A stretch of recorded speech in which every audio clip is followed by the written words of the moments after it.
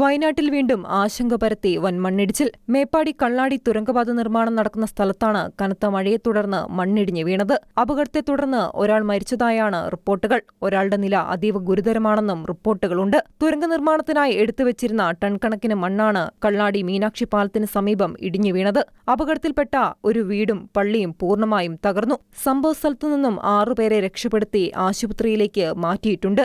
എന്നാൽ നിർമ്മാണ സ്ഥലത്തുണ്ടായിരുന്ന കൂടുതൽ തൊഴിലാളികളും പ്രദേശവാസികളും ഉൾപ്പെടെ 15-ലധികം ആളുകൾ ഇപ്പോഴും മണ്ണിനടിയിൽ കുടുങ്ങിക്കിടക്കുന്നുണ്ടെന്നാണ് പ്രദേശവാസികൾ നൽകുന്ന സൂചന. പ്രദേശത്ത് പാർക്ക് ചെയ്തിരുന്ന 2 ബസ്സുകൾ ഉൾപ്പെടെ നിരവധി വാഹനങ്ങൾ പൂർണ്ണമായും വെള്ളത്തിനടിയിലാവുകയും അവശിഷ്ടങ്ങൾക്കിടയിൽ പെടുകയും ചെയ്തിട്ടുണ്ട്. ബസ് സ്റ്റോപ്പും പാലവും പൂർണ്ണമായും മണ്ണിനടിയിലാണ്. അർദ്ധവൃത്താകൃതിയിൽ നിർമ്മിച്ചിരുന്ന ടണൽ അടക്കമുള്ള നിർമ്മിതികൾ തകർന്നു വീണു. അപകടത്തെ തുടർന്ന് മീനങ്ങാടിയിൽ നിന്നും NDRF സംഘം സംഭവസ്ഥലത്തേക്ക് തിരിച്ചിട്ടുണ്ട്. പ്രദേശത്ത് ഇപ്പോഴും രക്ഷാപ്രവർത്തനം പുരോഗമിക്കുകയാണ്. അതേസമയം അശാസ്ത്രീയമായി മണ്ണ് കൂട്ടിയിട്ടിട്ടുണ്ടായ അപകടമാണെന്ന് മന്ത്രി T. സിദ്ദിഖ് പ്രതികരിച്ചു.